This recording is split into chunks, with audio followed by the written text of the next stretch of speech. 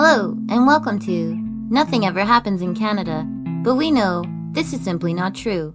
This is a Canadian podcast about the myths, legends, and just good old stories Canada has to tell. I'm Canadian Girl. Thanks so much for joining me on this sports adventure today. While I'm no sports expert, I'll try my best to lace my skates up tight and tell you a good old story about Canada's favorite game, hockey, and one of its greatest heroes, Bill Barilko. Now let's get going, sports fans, on this legendary adventure that will have you sitting on the edge of your seats for not only the famous overtime Game 5 winning goal, but for the mystery and so thought to be curse that surrounded it all. Hockey sticks ready, jerseys on, it's hockey night over here at Nothing Ever Happens in Canada.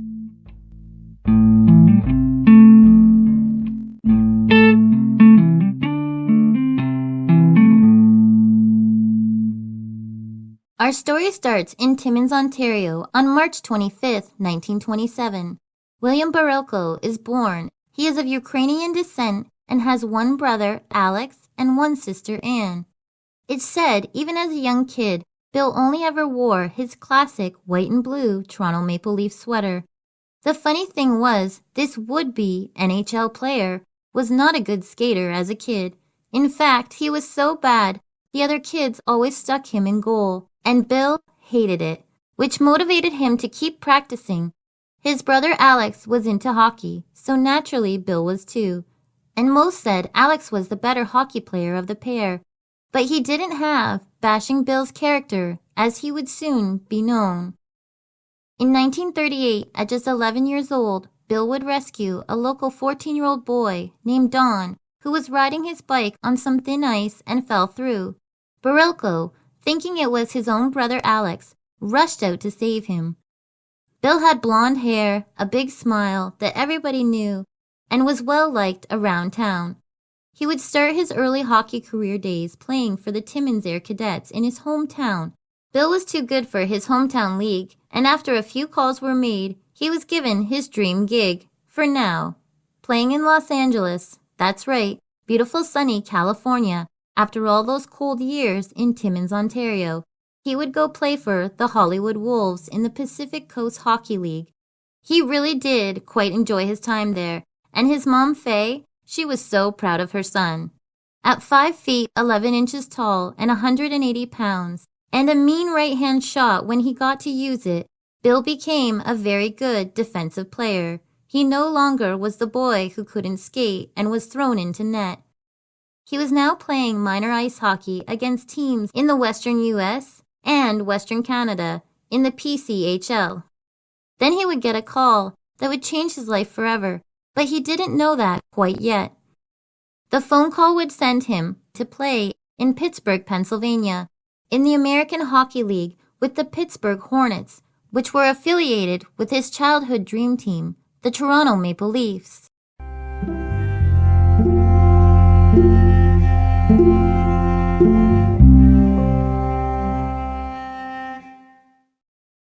Bill's mother was not happy with her son's decision, as well as some of the other family members. They could not understand how leaving beautiful sunny Southern California, where he seemed to be living a great life and playing his beloved hockey, was a good idea, and why he would move back to Pittsburgh and play there. To them, they saw it as Bill moving back to Timmins, basically. They could not all be more wrong. This move would change Bill Barilko's stars. Call it luck, call it being at the right place at the right time. However you look at it, the phone would ring again, this time to the Pittsburgh Hornets looking for a defenseman for the Toronto Maple Leafs, as one of theirs had just been injured. As soon as the telephone hung up in February 1947, Bill Barilko was sent straight to Toronto. Bill had made it to the big leagues. He was now playing for the NHL, and one of the only 6 teams at the time, and it happened to be his favorite one. Bill took a little while to settle into the new league. He was quickly labeled Bashing Bill for his defensive style of playing. But as for the dressing room, he was everyone's favorite. The whole team loved Bill. He was described by so many as fun and just overall a person who could walk into a room and turn everyone's mood right up. He was also known for singing hit songs at the time, only to switch out the words and make it his own hit song. He wasn't a great player, but he wasn't a terrible one either. He held his position and didn't attract a lot of attention until 1949 when he scored a goal at the All-Star Game. He would play with his beloved Maple Leafs from 1947 to 1951. The 5 years he played with the team, he was able to win 4 Stanley Cup championships. Starting in 1947, the year he arrived, 1948, 1949, they did not win in 1950, but 1951, they did it again, and this was the year that would change Bill's hockey career forever.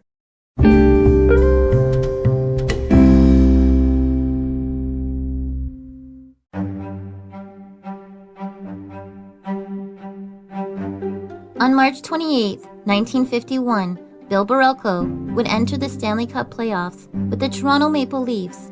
There were 4 teams to start the tournament, but in the end, it came down to 2, the Toronto Maple Leafs and the Montreal Canadiens. A good old Canadian hockey showdown that was watched by all here in the Great White North. This series at 3-1 for the Toronto Maple Leafs would play out to Game 5 on April 21st at Maple Leaf Gardens. There were 14,577 people cheering in the crowds. The 2 rival teams would end up tied. They went into overtime, which all hearts were pounding across Canada for their beloved teams and who would bring home that shiny silver cup. In net for the Montreal Canadiens, for all you hockey fans out there, Jerry McNeil. It was said if anyone was going to stop any overtime goals, it was him. What happened next, no one could have seen coming. Toronto Maple Leafs defenseman number 5, Bashin' Bill, would come flying up the ice and keep on going with it as he dove over the shoulders of another Montreal player, then made the shot, and the Montreal goaltender, Jerry McNeil, didn't even have a chance to see it coming at 2 minutes and 53 seconds during overtime. Bill Barilko would score the most famous goal of his career. The Toronto Maple Leafs would win Game 5 in overtime 3-2 in 1951. And Bashin' Bill was immediately celebrated as the team's hero. The players hoisted the handsome blonde-haired defenseman on their shoulders as the fans rushed onto the ice to celebrate. The papers would run wild with Toronto's newest handsome hero and his amazing overtime goal.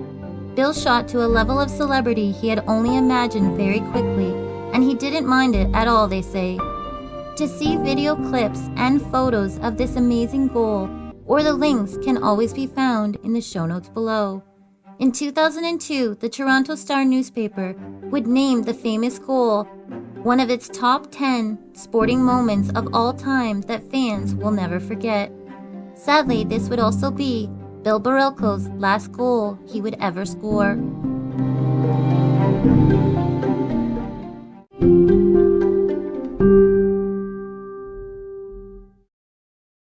Just 6 months after his famous goal went into Jerry McNeil's net, which led to the Toronto Maple Leafs bringing home the Stanley Cup for the 7th time. Bill is back home in Timmins, Ontario, visiting his family and friends right before he was to head back to Toronto for the Maple Leafs training camp and to start the NHL season. When he received an invitation to go on a backwoods fishing trip to James Bay in the area of northern Quebec or northeast Ontario, near Rupert's house. Dr. Henry Hudson, a local dentist and friend of Bill's, had invited him last minute, and the pair got ready very quickly to go. Bill's mother was not a fan of the fishing trip, as she says she had a bad feeling and she didn't like it. Even more, Bill was leaving on Friday, August the 24th. You see, Bill's father had passed away on a Friday a few years back when the kids were younger, so Faye, Bill's mother, did not like anyone taking a risk on Fridays, especially her dear son Bill. She begged him not to go and refused to make his lunch that day as he left, something she would have always normally done. She also did not say goodbye to her son that day when he came into the room before he left, as she was so upset with his decision to go on this trip. Bill's sister Anne made his lunch and bid him farewell. Bill would leave for the weekend on his first ever fishing trip, with Dr. Hudson on his Fairchild 24 float plane, a 4-seat single engine with fixed wings. It would be considered a light transportation aircraft. The pair were spotted in the Rupert's House area over the weekend, and then again on late Sunday afternoon on the 26th. On the return trip to Porcupine Lake, which is near Timmins, they would refuel, and by those who saw them leaving, they claimed the plane appeared to be very overweight and took off into weather that was not so good. After this, the pair would vanish into thin air for 11 years, leaving a said-to-be curse on the Toronto Maple Leafs.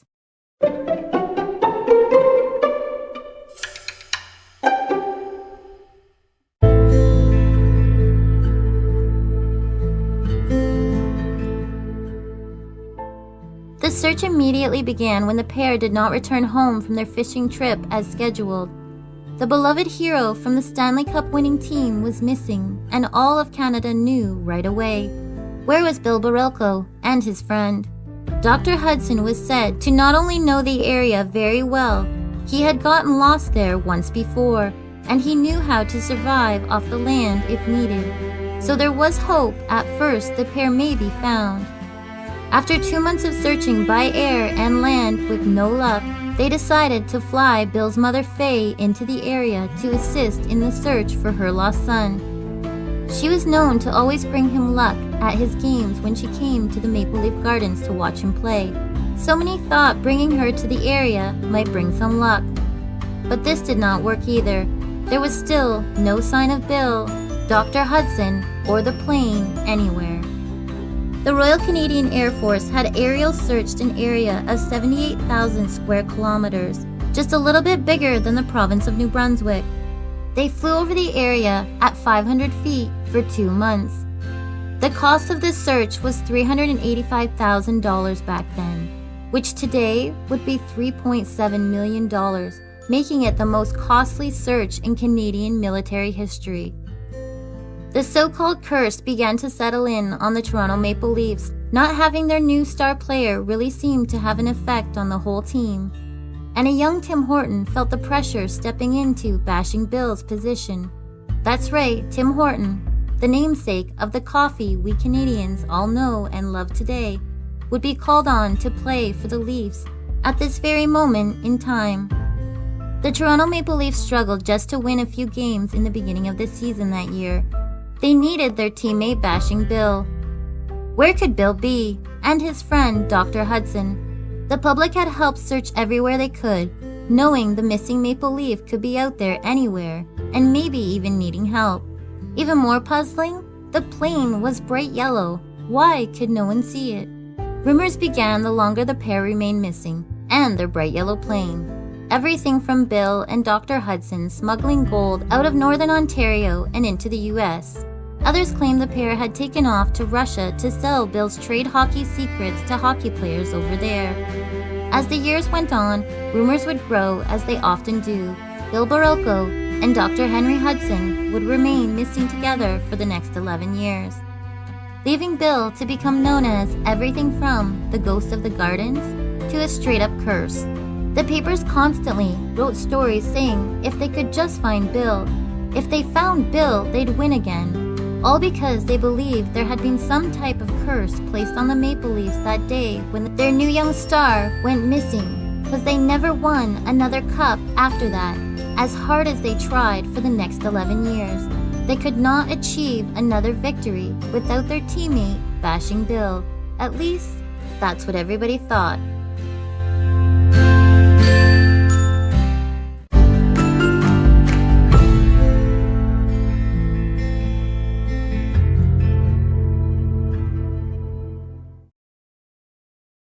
The way I see it, the Maple Leafs were not cursed at all like the papers claimed them to be. They would finally win a Stanley Cup again in April of 1962, when Bill was still missing. I believe their team was missing their young hero so much, and honestly just did not know how to get their heads back into the game. And could you blame them? When one of their dear friends was out there missing, a friend they saw as family, a brother. They were all feeling the same pain, and every time they skated on that ice, it was only a reminder their family member was missing. It took their courage and team spirit to pull together a winning season like Bill would have wanted them to. He had been waiting for them to play like this for 11 years now, breaking their own said-to-be curse, I call it grief, bringing them out of their darkness and back into the spotlight where they could see clearly again. As soon as they did this, just 3 months later in June, their long-lost hero, Bashing Bill Barilko, Dr. Henry Hudson, and the bright yellow plane had finally been spotted. On June 6, 1962, Ron Boyd, a helicopter pilot, was flying over northeast Ontario just 45 miles or 72 kilometers from Cochrane, Ontario. He spotted something glinting through the spruce trees is how he described it. He flew around the area marking it with, ironically, everyone's favorite thing right now, toilet paper. He threw out rolls of toilet paper so it would be easier to relocate the area when search and rescue would return on foot. It was in fact the wreckage site of the beloved Maple Leaf hero, Bill Barilko, and his friend, Dr. Henry Hudson. They knew right away upon investigation that it was indeed the pair, as there was a Toronto Maple Leafs watch found that was known to be Bill's. The pair were still strapped in their seats, leading all to believe they passed away on impact.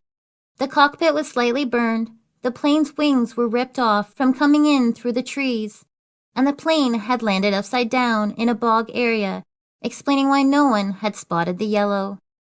The cause of the crash was believed to be pilot inexperience, poor weather, and the overloaded cargo of fish that was found on the scene of the crash. Bill Barilko was brought home and laid to rest in Timmins, Ontario, at Timmins Memorial Cemetery.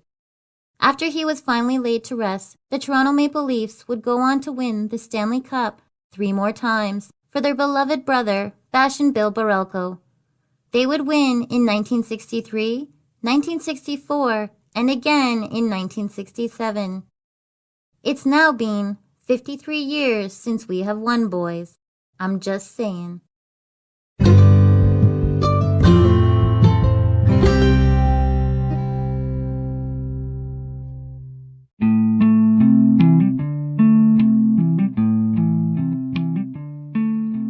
Bashin' Bill Barilko was a man of many jersey numbers.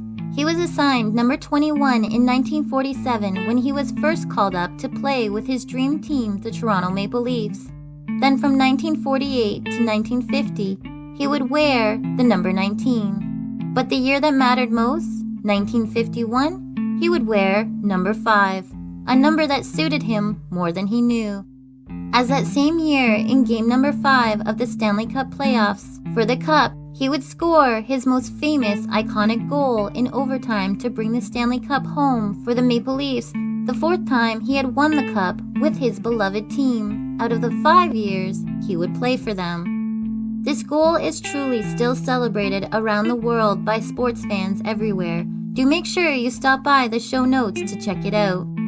The Toronto Maple Leafs would retire jersey number 5 in Bill's honor. A banner was proudly hung at Maple Leaf Gardens at the time, with all the other honored Maple Leaf players. They are now all hanging at the Air Canada Centre where the Toronto Maple Leafs now play today.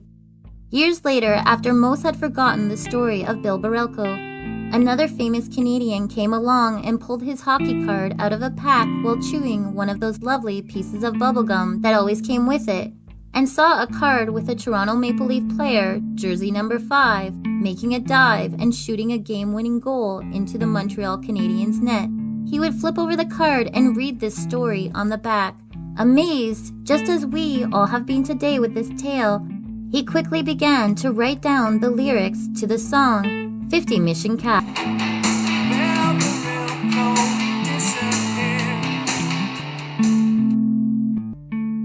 50 Mission Cap by the Tragically Hip is a song that all Canadians know.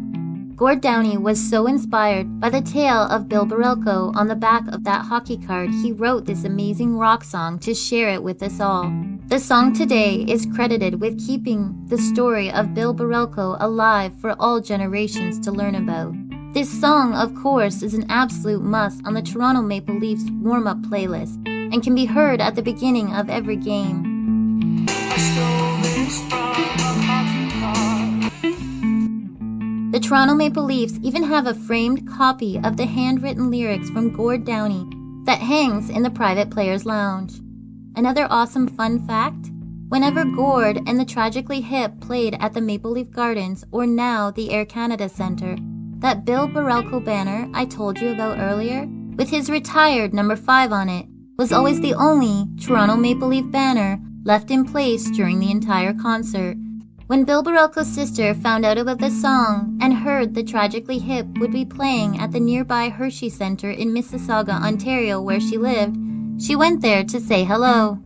She approached security and said who she was, proving it with one flash of a birth certificate. Anne was immediately taken backstage to meet the band before the show. They were honored to meet her as she was them. They had a pleasant conversation and invited Anne to stay and watch the show, but she declined as she had to go home and make dinner for her husband. Can you imagine saying no to the Tragically Hip to go make dinner? When Gord Downie heartbreakingly passed away on October 17, 2017, the very next day at the Toronto Maple Leafs game at the Air Canada Centre, Bill Barilko's banner was lowered below all the rest at half-mast to honor the musical legend and his connection to their beloved teammate. The Toronto Maple Leafs star defenseman Bill Barilko might not have got to become the rock star he was destined to be, but his most important goal has become immortalized by sports fans around the world. His legend was recorded into one of the best Canadian rock songs of all time by one of the best Canadian bands ever.